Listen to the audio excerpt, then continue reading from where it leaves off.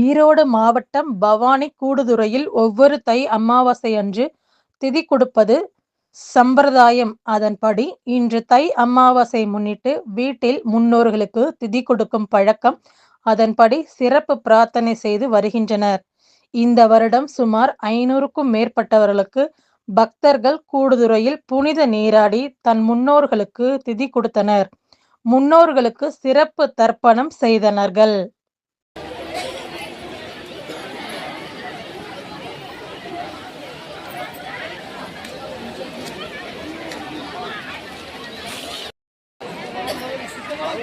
என்ன வேணும்? போலாம். ₹500